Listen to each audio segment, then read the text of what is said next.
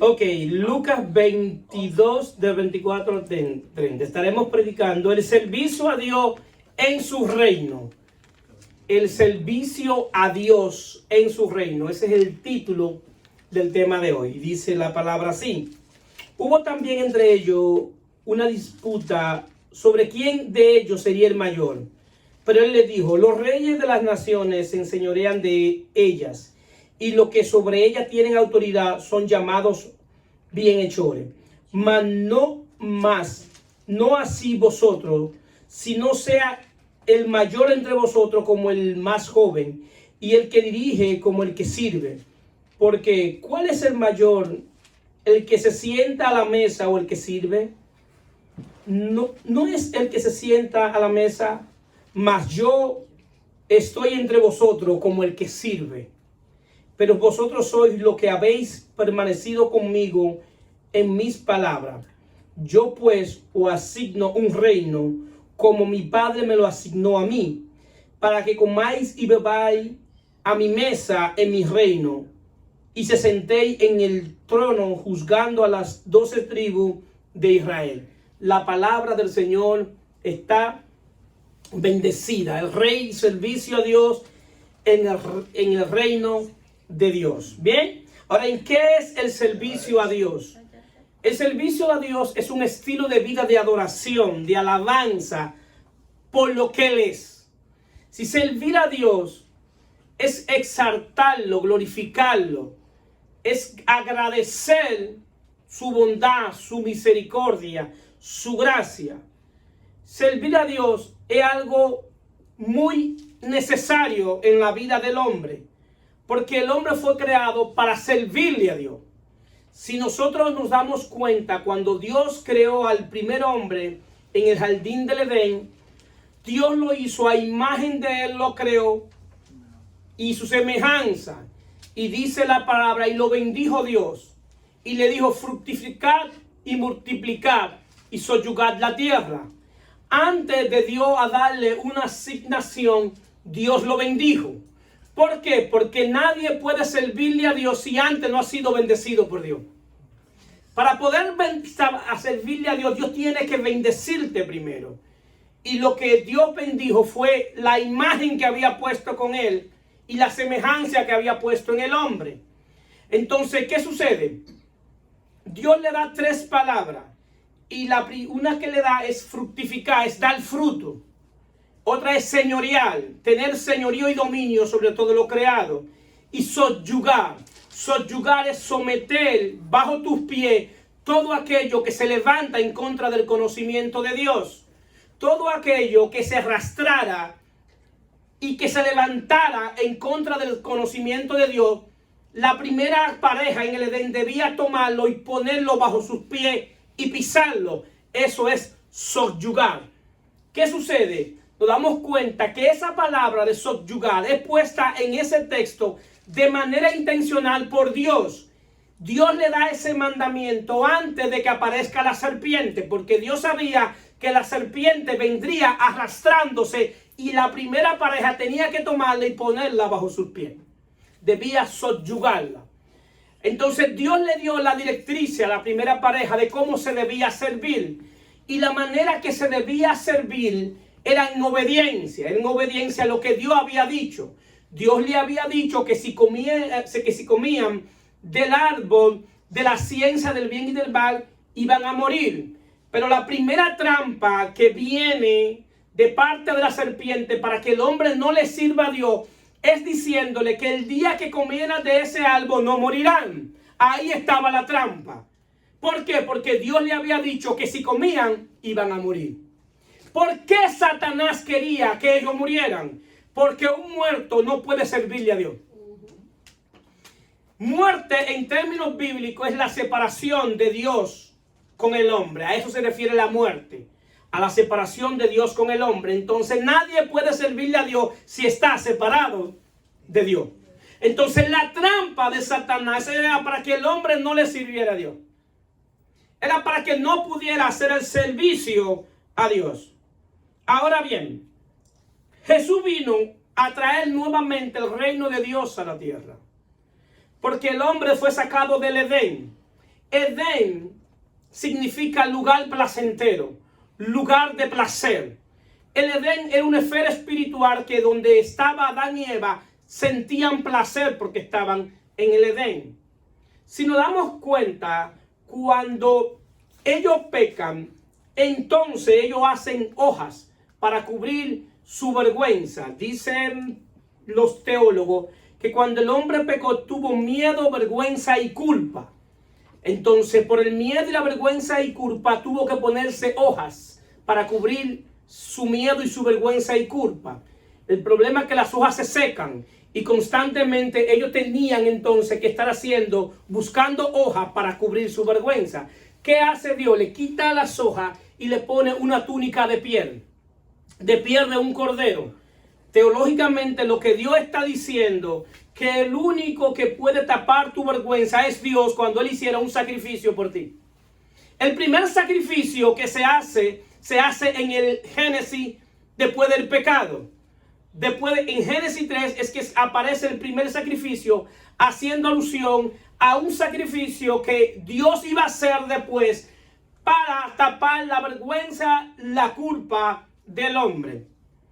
Y a eso vino nuestro Señor y Salvador Jesucristo. Vino a traer el reino de Dios a la tierra, porque cuando el hombre peca, todo lo que Dios depositó en el hombre volvió al cielo. Volvió al cielo y el hombre es sacado del jardín del Edén. Esa es la razón que el hombre constantemente está buscando volver al jardín del Edén. Volver a ese lugar de placer. La ausencia de ese placer en términos espiritual es lo que te hace buscar afuera lo que solamente Dios puede llenar por dentro.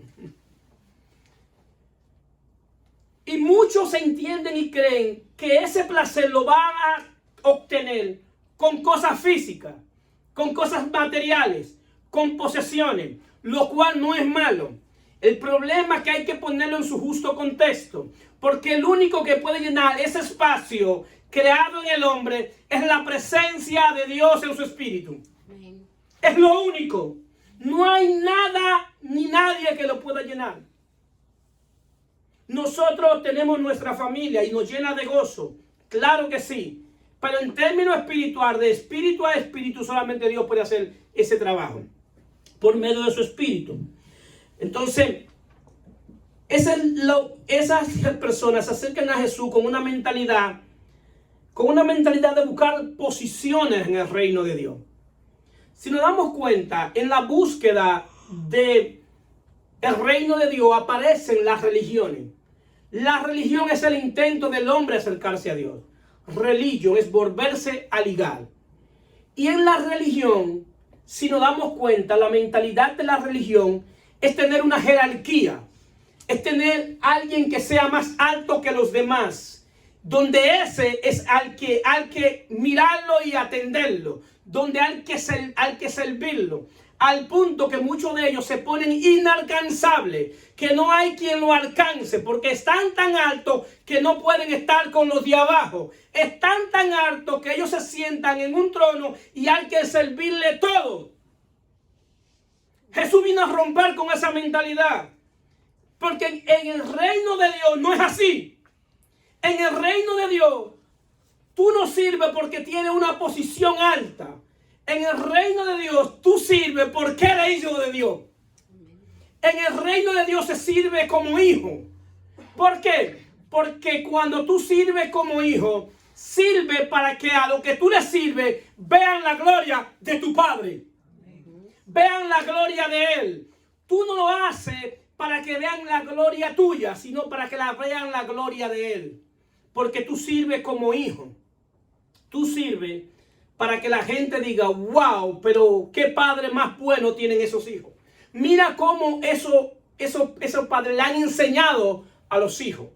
Entonces, en términos espiritual, Jesús dice que aquí los que son mayores sirven a los menores. El problema es que se ha distorsionado lo que es el servicio a Dios. Hay una distorsión entre lo que es el servicio a Dios. Hay mucha gente que está en la iglesia y están en la iglesia y el servicio de ellos no es a Dios. El servicio de ellos es a un líder. Por eso todo lo que hacen es para que el líder lo vea y ellos se exaltados por el líder. para en buen dominicano estar frío con el líder. Y lo que el líder dice, eso es, porque es el líder. Jesús dijo, en el reino no es así. En el reino, el líder le sirve a los de abajo. En el reino, los de abajo no son servidores del líder. El líder es servidor de ellos. En su necesidad, el líder tiene que servirle. Porque yo fui el creador del universo, del cielo, de la tierra. Todo fue creado por mí y para mí. Toda la gloria de Dios está en mí y yo he venido a servirle. ¿Qué ejemplo está dando a esos religiosos que querían posición? Es decir, Jesús vino a transicionar de que ellos entendieran qué era verdaderamente el servicio a Dios. Ahora bien, a Dios se le sirve desde el Espíritu. ¿Por qué? Porque Dios es Espíritu. A muchos de nosotros se nos hace difícil ver a Dios en términos espiritual porque solamente lo vemos desde la encarnación y lo vemos de cuando Él se encarnó y lo vemos físico. Y es verdad que Él estuvo un tiempo físico y encarnado. Pero ya después de la muerte y la resurrección, Cristo fue hecho espíritu vivificante, es decir, un espíritu que da vida. De ahora en adelante yo puedo conocer a Dios de manera espiritual. ¿Cuántos están aquí? Porque Él es espíritu. Entonces yo tengo que conocerlo desde mi espíritu. Hay gente que sabe la historia completa de Jesús de Nazaret, el verbo encarnado, que era Dios, y saben hasta los mapas de donde Jesús anduvo. Pero su comportamiento, dicen, ellos no lo conocen. Ellos saben de Él, pero no lo conocen a Él. Porque han conocido la literatura, pero no han conocido el espíritu de Cristo. Amén. Entonces Dios quiere que nosotros le sirvamos de manera espiritual desde mi espíritu, porque Él es espíritu. Esa es la conversación que Jesús tiene con la mujer samaritana, que le dice que el Padre está buscando verdaderos adoradores que le adoren en espíritu y en verdad, porque Dios es espíritu. Porque la mujer samaritana le servía a Dios como desde la religión. Ella le servía a Dios desde un lugar físico. Ella adoraba a Dios en el servicio desde el monte Gerizim en Samaria. Pero Jesús vino a decirle, yo he venido a cambiar esto para que el hombre no adore desde un lugar físico, sino desde un lugar espiritual. Porque eso es lo que Dios quiere, que le adore en espíritu y en verdad. Ahora bien, como Dios es espíritu y nosotros tenemos lo que es un espíritu humano, el espíritu humano es diseñado para que Dios asiente su presencia en el espíritu humano. Ahí es que Dios viene y se asiente en nuestro espíritu. Entonces, ¿qué sucede? Hay un requisito indispensable para poder servirle a Dios en su reino. Y ese requisito es que seamos libres. Por eso, Juan 8:36 dice, así que si el Hijo es la libertad, seréis verdaderamente libres. ¿Por qué? Porque en esa libertad es que vamos a poder servirle, en la libertad del Espíritu. Porque cuando haya libertad del Espíritu, entonces Dios puede dirigirme al servicio. Hay gente que siguen confundiendo el servicio con hacer cosas. Usted puede estar bien ocupado en la iglesia y no estar sirviendo a Dios. Y hacer y deshacer en la iglesia y no estar sirviendo a Dios. Porque muchas veces lo está haciendo para que lo elogien. Muchas veces lo está haciendo para ganar rango. Muchas veces está haciendo para que le hagan ojos bonitos. Pero cuando tú has entendido el servicio verdadero, lo que tú lo haces de corazón, por amor, lo haces porque te place desde lo más íntimo de tu corazón. Lo haces aunque nadie te vea. Aunque la iglesia esté sola, tú lo haces porque la intención no es que te vea. La intención es glorificar el nombre de nuestro Señor y Salvador Jesucristo. ¿Cuántos dicen amén? Amén. Entonces ese es la verdadera servicio, que es un servicio que tú lo haces para Él. No es para otro más, es para Él. ¿Qué sucede? Jesús vino a transicionar lo que era verdaderamente el servicio. Porque el pueblo de Israel le servía a Dios desde la ley. Todo lo que lo hacían desde la ley. Ese servicio incluía ritos, ceremonia, liturgia, guardar día, fiesta. Y ellos le servían a un Dios que estaba lejano, a un Dios que necesitaba un mediador, que era Moisés, y un Dios que estaba en el monte, un Dios que cuando rugía en ese monte, el monte temblaba, un Dios que daba miedo. ¿Por qué? Porque ese Dios cuando temblaba estremecía todo, y venía ese día cuando él temblaba, venían rayos, centellas, y un animal que subiera el monte, una espada lo traspasaba. Y solamente un hombre podía subir a ese monte, Moisés. Por eso cuando ellos tenían una dificultad, ellos iban donde Moisés y le dice: ve, habla con Dios, porque no se atrevían a hablar con Dios. Y siempre vieron a un Dios que estaba lejano, y para ellos estar cerca tenían que ir a un monte. Jesús vino a cambiar esa mentalidad y vino a decirle: el Dios que usted le sirve en un monte está cercano. Dios se hizo cercano en Jesucristo. Dios se hizo tan cercano que se hizo como un hombre. Se hizo como un hombre para que vieran lo simple que él era. Que él no es un Dios tan complejo, ni un Dios que estaba lejano, que él estaba cerca y quería, anhelaba y estaba buscando tener una relación con el único ser que lleva su imagen, que es el hombre. Así es. En la creación, el único ser que lleva la imagen de Dios es el hombre. Y Dios salió a buscar al hombre. Es decir, no es que nosotros buscamos a Dios. Es Dios que nos busca. Porque nosotros estando muertos en términos espiritual, nunca vamos a tener el deseo de buscar a Dios. Para poder buscar a Dios, Dios tiene que ponerte ese querer como el hacer de tú buscarlo. Ese querer como el hacer es el Espíritu de Dios poniéndote el deseo que te acerque a tu Creador. Porque un muerto no puede servirle a Dios. Entonces ese deseo, todo lo que estamos aquí, es porque Dios nos trajo. Es porque a Dios le plació traerlo. Es porque Él quiere conectarnos con el verdadero propósito de nuestra existencia. Y el verdadero propósito de nuestra existencia es servirle a Él en su reino. Y es servirle desde el Espíritu. Ahora bien, ¿cuál es el problema, la mentalidad de los judíos? Que hoy todavía mucha gente tiene esa mentalidad y quieren servirle a Dios desde la posición, porque en el Antiguo Testamento se le servía a Dios desde una posición. Y habían 3 ministerios donde se le servían a Dios, que eran el ministerio de rey, profeta y sacerdote. Esta gente le servían a Dios en un ministerio y era haciendo cosas por Dios y para Dios. ¿Qué pasa?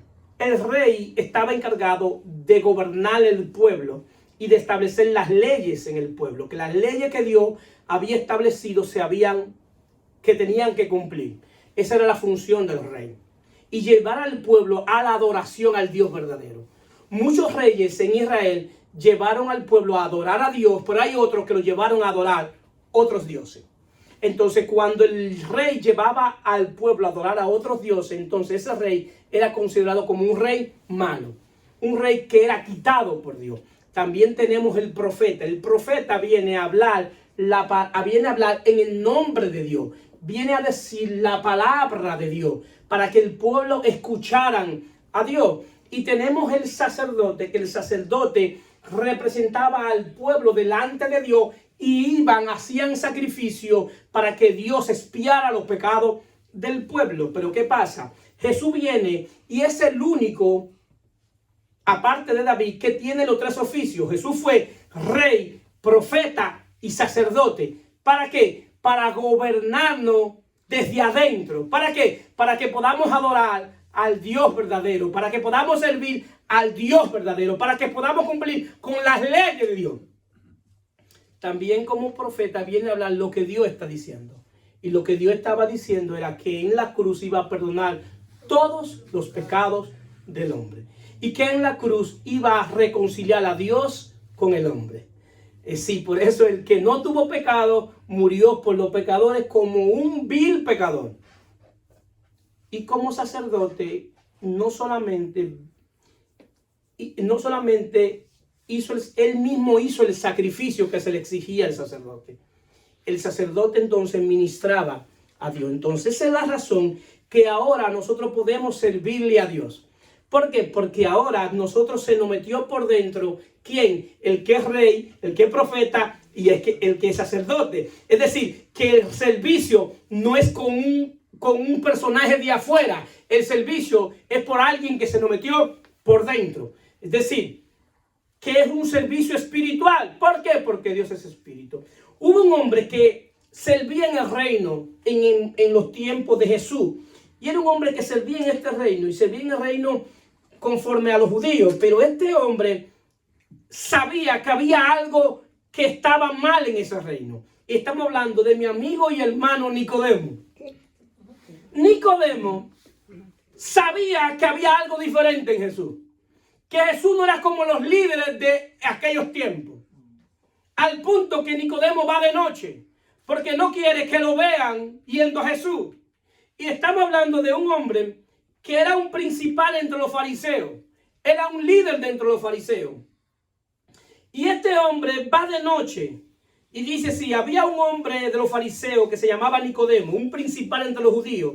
Este vino a Jesús de noche y le dijo, Rabí, le dijo maestro. Nicodemo era maestro. Y Nicodemo siendo maestro va de otro maestro. A tener un choque de maestro a maestro. Yo soy maestro, pero voy a ir donde un maestro. Y lo primero que dice es Rabí, que significa maestro. Él reconoció la investidura de Cristo como maestro. Reconoció que quien tenía que enseñarlo a ellos era Jesucristo.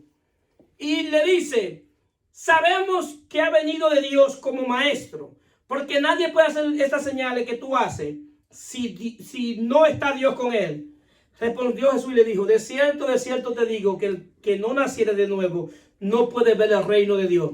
Nicodemo le dijo, ¿cómo puede un hombre nacer siendo viejo? ¿Puede acaso entrar por segunda vez en el vientre de su madre y nacer? Respondió Jesús, de cierto te digo que el que no naciere del agua y del espíritu no puede entrar en el reino de Dios. Lo que es nacido de la carne, carne es, y lo que es nacido del espíritu, espíritu es. Dios es espíritu y para tú servirle tiene que nacer de nuevo del espíritu. Hay dos nacimientos. Está lo que se llama el nacimiento de arriba y el nacimiento de abajo. El nacimiento de abajo es el nacimiento biológico de cuando un hombre y una mujer se juntan y tienen un hijo. Ese es el nacimiento de abajo. Es el nacimiento bio.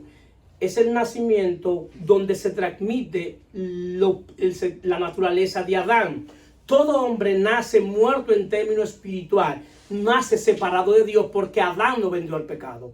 Y no solamente él se vendió él mismo, pero también vendió su descendencia. Ahora bien, en el nacimiento de arriba, que es el nacimiento del espíritu, es el nacimiento donde tú naces de nuevo en espíritu. Y eso te hace un nuevo hombre creado en Cristo Jesús. Es decir, que ahora nosotros somos un espíritu vivificado. Y desde mi espíritu vivificado puedo servirle a Dios. ¿Por qué? Porque ahora yo le sirvo a Dios desde mi espíritu. Pero le sirvo a Dios porque Dios me dio vida en mi espíritu. Porque antes estaba muerto y estando muerto no podía servirle. Por eso es que ustedes ven cuánta gente que quieren servirle a Dios, los cuales lo hablen. El problema es que la manera de servirle a Dios, quien le establece es Dios. Y la manera que Dios estableció, que de la manera que se sirve, es por medio del Hijo. Porque el Hijo dice, yo soy el camino, la verdad y la vida. Nadie es cero. Y cero no es un número. Si no es por medio del Hijo, nadie viene a mí. No hay otra manera, no la hay, bíblicamente hablando, de que alguien pueda ver el reino de Dios si no es por medio de la fe en su Hijo Jesucristo. ¿Para qué? Para que tenga un nuevo nacimiento. Y cuando él habla del agua y del espíritu, está hablando el espíritu que simboliza el espíritu de Dios en la regeneración y del agua de la palabra de Dios. La palabra de Dios sirve como agua porque la palabra de Dios comienza a limpiarte, comienza a quitarte esa sed, ese deseo de ese anhelo que tú tienes de servirle a Dios. Es llenado cuando tú comienzas a conocer la palabra de Dios, conocer su propósito. Y ese deseo, entonces esa agua comienza a limpiarte, comienza a quitarte la sed. El agua sirve para bañarnos, para limpiarnos, para purificarnos, ¿verdad? Eso mismo hace dentro, sirve para quitarnos la sed. Nos quita la sed, pero también el agua sirve para limpiar las heridas. También esa agua sana nuestras heridas que están en nuestros corazones. La peor herida son las heridas físicas. Las peores heridas son las heridas del alma. ¿Por qué? Porque las heridas físicas, tú puedes buscar un antibiótico, tú puedes ir donde un doctor para que te cosa o para que te dé una medicina. Pero las heridas del alma, ¿dónde hay medicina para las heridas del alma? La medicina para las heridas del alma es nuestro Señor y Salvador Jesucristo. Bendito sea el nombre de Cristo. Amén. El único que puede sanar esa dolencia. El único que puede traer la paz en los corazones quebrantados. El único que puede vendar nuestras heridas. Es la fe en Jesucristo por medio de su Espíritu. No hay otra manera. Entonces eso es lo que él está diciendo a Nicodemo. Nicodemo, tiene que nacer del agua y del Espíritu. El agua es la palabra. Y el Espíritu le da vida a la palabra. Y cuando tú vengas a la palabra con el Espíritu lo que va a hacer que esa palabra la va a fijar en ti. Por eso es que nosotros, para definirnos como cristianos, no es necesario andar con una Biblia bajo del brazo. Porque eso es lo que lo quieren vender. Que el hecho que yo ando con una Biblia bajo del brazo, eso me identifica como cristiano. Lo que te identifica como cristiano es que la palabra esté dentro con su espíritu. Porque cuando la palabra esté dentro por su espíritu, la gente no va a saber, no se va a distinguir que tú eres cristiano, no porque andas con una Biblia, sino cuando tú hablas.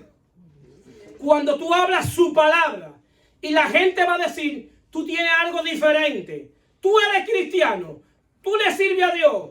Pero ¿cómo tú lo sabes? Porque tú no me estás viendo con una Biblia. Es más, ando en pantalones cortos y con una camisilla. ¿Cómo que tú sabes que yo soy cristiano? Porque hay algo diferente en ti. Y cuando tú hablas, hay algo que se siente. Porque ese es verdaderamente lo que es ser cristiano. Cuando la presencia de Dios está dentro de ti, porque la palabra te ha limpiado.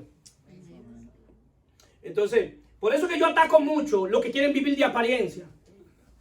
De una apariencia falsa de piedad. Haciéndole creer a la gente que verdaderamente son hijos de Dios y que le sirven a Dios por la apariencia. El que le sirve a Dios y es hijo de Dios se conoce hasta durmiendo. Amén. Bendito sea su nombre. Amén. ¿Qué pasa? Hubo un hombre, el apóstol Pablo, que entendió esto, siendo judío. Siendo judío entendió que Jesucristo había cambiado la manera de servicio. Y dice en Romanos 1:9, porque testigo me es Dios, a quien sirvo en mi espíritu, en el evangelio de su Hijo. Pablo dice, a Dios le sirve desde el espíritu y yo le estoy sirviendo en el espíritu. Pero le sirvo desde el evangelio de su Hijo. No solamente es que yo hablo del evangelio, es que yo testifico que el evangelio es poder de Dios. Pablo estaba testificando que verdaderamente lo que identificaba el servicio era la obra que Dios había hecho en él. Que Dios lo había sacado de la religión judía y lo había llevado al reino de Dios. Pablo sabía que había pasado algo en su espíritu, que las cosas habían cambiado, que en su espíritu había recibido vida. Y por eso dice, ahora le sirvo desde mi espíritu, porque ahora le sirvo con vida. Porque antes yo le servía desde el judaísmo. Y desde el judaísmo yo le servía a un Dios que estaba afuera, a un Dios que estaba lejano. Pero ahora Cristo Jesús ha hecho ese Dios cercano. Tan cerca, tan cerca, tan cerca, que se me metió por dentro. Y describe algo interesante. Describe su identidad como judío, cuando era judío. Pero se escribe más fuerte aún su posición por estar en Cristo. ¿Por qué? Porque lo que te da identidad en términos espiritual es estar unido a Cristo. ¿Por qué? Porque el que se une a una ramera es una con Él. Pero el que se une a un espíritu es uno con Él. Yo no hago lo que hago para ser hijo. Yo hago lo que hago porque soy hijo. El que tiene identidad le sirve a Dios como hijo, con identidad de hijo. No buscando recompensa, no buscando reconocimiento, sino buscando la gloria del Padre. Amén. Esa es la diferencia. Y es lo que Jesús quiere decirle, que a Dios se le sirve como hijo, porque ellos nunca vieron a Dios como Padre. Como ellos nunca vieron a Dios como Padre, Jesús le dice, les voy a transicionar para que vean a Dios como Padre y le puedan servir como hijo. Pero ellos no recibieron al que podía darle la paternidad, que era Jesucristo. Entonces Pablo dice, Filipenses 3:4, aunque yo tengo también de qué confiar en la carne, si alguno piensa que tiene de qué confiarse en la carne, yo más. Cuando él dice que confiarse en la carne es confiarse en sus obras. Yo tengo que confiarme en lo que yo hago. Y dice, circuncidado, dice el Peregrino, circuncidado el 8º día, del linaje de Israel, de la tribu de Benjamín, hebreo de hebreo, en cuanto a la ley fariseo, en cuanto al celo perseguidor de la iglesia, en cuanto a la justicia que es en la ley irreprensible. A Pablo no había por dónde meterle. No había. No había por dónde meterle. Era de 10-10. Si iba donde Pablo a ver qué no cumplía, daba la vuelta y si ese hombre no hay por dónde entrarle. Y da su peregrino. Da su currículum. Yo tengo con qué confiarme de lo que yo era. Yo puedo hablar de esto. A mí nadie me lo dijo. Yo lo viví. A mí nadie me lo contó. Yo estuve ahí. Entonces, pero dice, en cuanto al celo perseguidor de la iglesia, en cuanto a la justicia que es por la ley irreprensible. Pero cuántas cosas eran para mi ganancia, la he estimado como pérdida por amor de Cristo. Y ciertamente, aunque aún estimo todas las cosas como pérdida por la excelencia del conocimiento de Cristo, para ganar a Cristo y ser hallado en Él, no teniendo mi propia justicia, que es por la ley, sino la que es por la fe en Cristo, la justicia de Dios, que es por la fe. Acá hay una parte que salté, que Él dice que todo lo tenía por basura. Pero cuántas cosas eran para mi ganancia, la he estimado como pérdida por amor a Cristo. Sí mismo. Ok, pero cuántas cosas para mi ganancia la he estimado como pérdida por amor a Cristo. Y ciertamente aún estimo todas las cosas como pérdida por la excelencia del conocimiento de Cristo, mi Señor, por amor del cual lo he perdido todo y lo tengo por basura para ganar a Cristo. Todo mi currículo, todo lo que yo era, delante de lo que tengo es basura. Eso es lo que está diciendo. Todo lo que yo era es basura. Pablo no era cualquier cosa. Pablo era temible. Cuando la gente escuchaba que Pablo estaba por un lugar, todo el mundo huía. Porque iba con carta de Jerusalén, de los concilios de Jerusalén, para apresar todo aquel que era cristiano. Y tenía gente a su servicio. Entonces Pablo dice que todo lo que él tenía era basura, contar de la excelencia de tener a Cristo. Mira, mi hermano, todo lo que tú tienes es basura con relación a lo que tiene una relación con Cristo. Créeme, y aunque tú no me creas, es verdad. Todo es basura contar de tener la excelencia del conocimiento de Cristo. Amén. Porque lo único que tiene razón en esta bendita vida es conocer a nuestro Señor y Salvador Jesucristo. Así es, amén. Es lo único que tiene valor en esta vida. Porque no es un valor temporal, es un valor eterno. Amén. Gloria a Dios. Porque si yo después de este tiempo que voy a estar en la tierra, voy a estar en el limbo y voy a desaparecer, comamos y bebamos y hagamos fiesta, porque no hay nada va a pasar. Pero sabiendo que la palabra dice que después de esta muerte física hay una eternidad, yo tengo que tomar en cuenta lo que dice Dios. Así es. Y en la eternidad yo durar más tiempo que lo que estoy en la tierra. Sí. Ese es el problema. Así es. Es una eternidad. La eternidad. Y hay eternidad para vida eterna al lado de Jesucristo y una eternidad para condenación eterna fuera del reino de Dios. Así es. Sí, es dos eternidades. Una al lado de Dios y otra fuera de Dios. Es decir, creer en Jesucristo hasta de manera filosófica es aceptable. Me explico. Un debate de un ateo y un cristiano.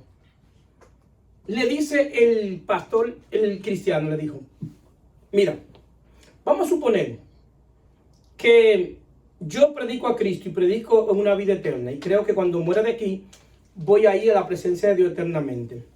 Vamos a suponer que eso sea mentira, de que todo lo que yo creí es mentira, que el día que yo muera yo desaparezco y ya. Vamos a suponer. No perdí nada. No perdí nada. Ahora bien, tú, ateo, vamos a suponer que lo que tú crees, que cuando tú mueras no hay nada, y es así, tú estás bien. Pero si en dado caso tú estás equivocado y después de la muerte hay una vida eterna, ¿qué tú vas a hacer? Nada. Te das cuenta que hasta de manera filosófica es mejor creer en Cristo. Amén. Aún de manera filosófica es mejor creer en Cristo. Entonces, ¿qué sucede?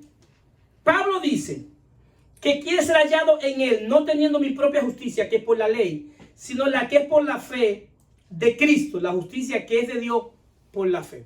Pablo dice, yo no quiero que me cuenten a mí por lo que yo hago.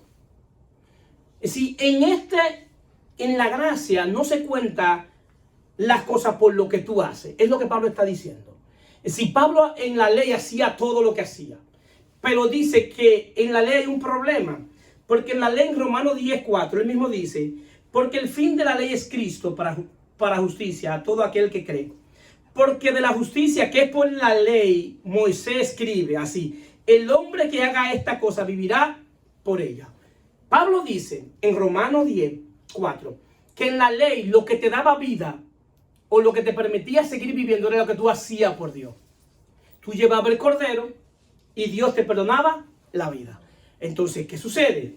Al final, lo que te salvó la vida fue lo que tú hiciste, porque llevaste el cordero.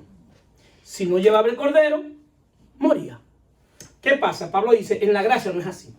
En la gracia, la vida que yo recibí no fue por algo que yo hice. La vida que yo recibí fue por algo que hicieron por mí. En este caso, no fui yo que llevé el cordero. Fue Dios que trajo el cordero y lo clavó en la cruz por mí. Y esa justicia es la que cuenta ahora para que yo tenga vida.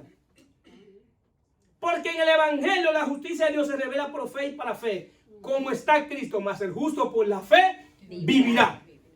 La justicia, ¿cuál justicia? ¿La mía? No, la de Él. ¿Cuál vida? ¿La mía? No, la de Él. Es decir, lo que se me va a contar es la justicia de Él en la cruz y la vida de Él que es recibido. Por eso, más el justo por la fe vivirá.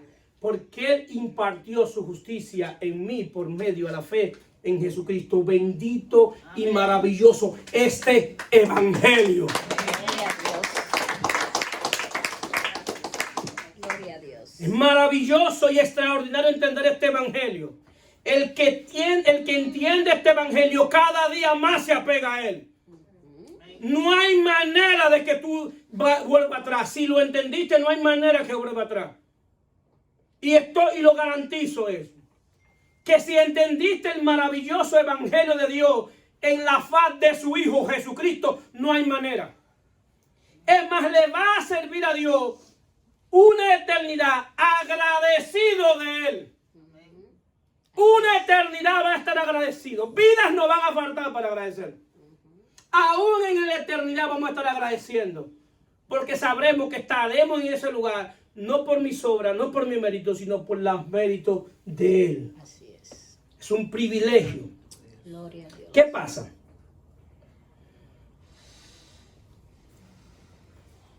En el nuevo pacto hay un requisito, hay otro requisito para ser libre o para servirle. Habíamos hablado que hay que tener libertad en el espíritu. Hay que ser libre. Entonces, ¿qué pasa? La libertad que hace Cristo tiene que ver que nos libra de la muerte, nos libra del pecado, pero también nos libra de la ley. Para los amantes de la ley que no han entendido. La cruz me libra de la ley. No porque la ley era mala, sino porque nosotros estamos vendidos al pecado. Y la ley hace que nosotros deseemos todo lo que se nos prohíbe. Todo lo que se le prohíbe en la ley hace que tú lo desees. Entonces Dios tenía que librarme del poder del pecado, del poder de la muerte y del poder espiritual de la ley. Pablo dice, nunca supe que nunca codicié hasta que dijo la ley, no codiciarás. Porque la codicia produjo en mí toda codicia. Porque la ley hace lo que el propósito de la ley es sacar todo lo malo que tenemos dentro. La ley saca todo lo malo que tiene el hombre después de que cayó. Porque la ley es dada para el conocimiento del pecado. ¿Para qué? Para nombrarlo, juzgarlo y castigarlo. Por eso Pablo dice que donde abundó el pecado, sobreabundó la gracia. Porque la ley es dada para que sobreabunde el pecado. Mientras más pecado hay, más gracia va a abundar. Es decir, que la gracia tiene el poder de ensancharse, y no importa cuán pecador tú hayas sido, la gracia de Dios te puede alcanzar por medio de la fe en Jesucristo. ¿Cuánto lo creen? Así es. La gracia no es exclusiva, es para todo aquel que cree. No es para un grupito. Entonces Pablo dice algo en Romanos 7. Pero ahora estamos libres de la ley por haber muerto para aquellos que estaban sujetos, de modo que sirvamos bajo los regímenes nuevos del Espíritu y no bajo los regímenes viejos de la letra. ¿Por qué? Porque los judíos servían bajo el viejo régimen de la letra. Y la letra es la ley sin el Espíritu. Cuando tú te acercas a la ley de Dios sin el Espíritu de Dios. Porque en ese tiempo el Espíritu de Dios venía sobre ellos, pero no entraba en ellos.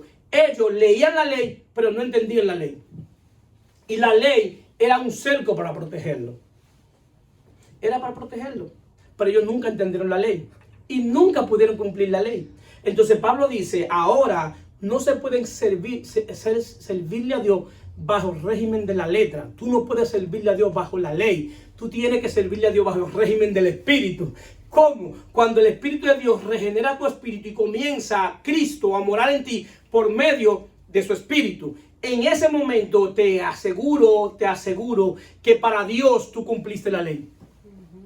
Porque el fin de la ley es Cristo.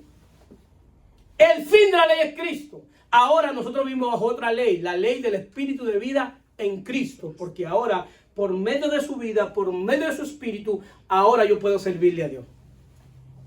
No es lo mismo, no es igual. Y es maravilloso entenderlo. ¿Por qué? Porque ahora tú descansas no en tus obras, sino en la obra de Él. En la obra de Cristo. Yo no me atrevo a confiar en mis obras, yo confío en la de Él, que es perfecta y eterna. ¿Qué sucede?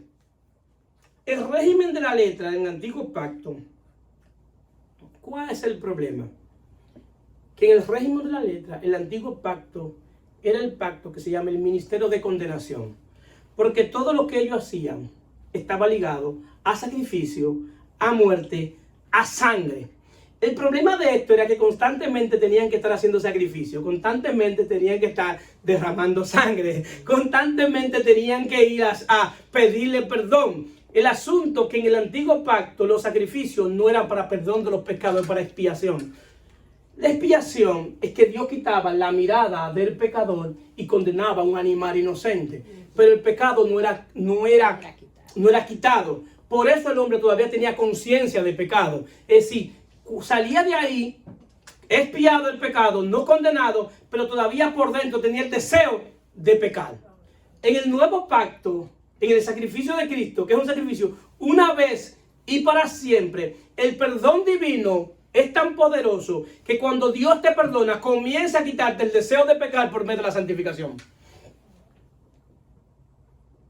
Te quita el deseo de pecar. Y esa no es la obra de un pastor, es la obra del Espíritu. Por eso yo como pastor enseño a llevar a la gente a Cristo para que Cristo lo santifique. Porque Él es el santo de Israel.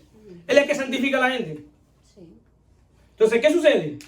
El pacto de la gracia es completamente diferente al de la ley. Porque en el pacto de la gracia, dice Hebreos 9:11, para terminar, pero estando ya presente Cristo, sumo sacerdote de los bienes venideros, por el más amplio y más perfecto tabernáculo, no hecho de mano, es decir, no de esta creación, y no por sangre de macho cabrío ni becerro, sino por su propia sangre, entró una vez y para siempre al lugar santísimo, habiendo obtenido eterna redención. Porque si la sangre de los toros y los machos cabríos y la ceniza de los becerros rociada a los inmundos santificaban para la purificación de la carne, cuánto más la sangre de Cristo, el cual mediante el Espíritu eterno se ofreció a sí mismo sin mancha a Dios, limpiará vuestra conciencia de obras muertas para que sirvamos a Dios vivo. El sacrificio de Cristo viene a perdonar nuestros pecados, pero viene a limpiar nuestra conciencia de pecado. ¿Para qué? Para que podamos servirle a Dios eternamente desde mi espíritu. Desde el espíritu. Es el servicio a Dios, eternamente. Pero al mismo tiempo, el Espíritu Eterno comienza a quitarme esa conciencia de pecado, ese deseo de pecar. Comienza a poner ese deseo de obedecer al Dios vivo.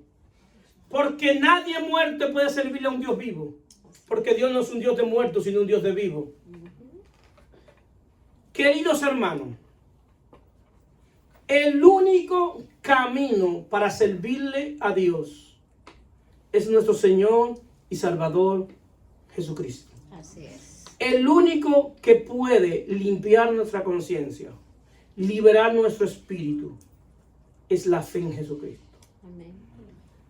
Y esto obra de tal manera que no es tan difícil. Lo único que tú necesitas es creer que Él murió por ti. Así es. Es lo único que tú necesitas. Pastor, pero tú solamente necesitas eso. Creerlo en tu corazón y confesarlo con tu boca. Que Él murió por ti. El día que tú creas eso, te aseguro, porque te aseguro como que me llamo Ariel Peña, que tu vida va a cambiar. Que Dios es capaz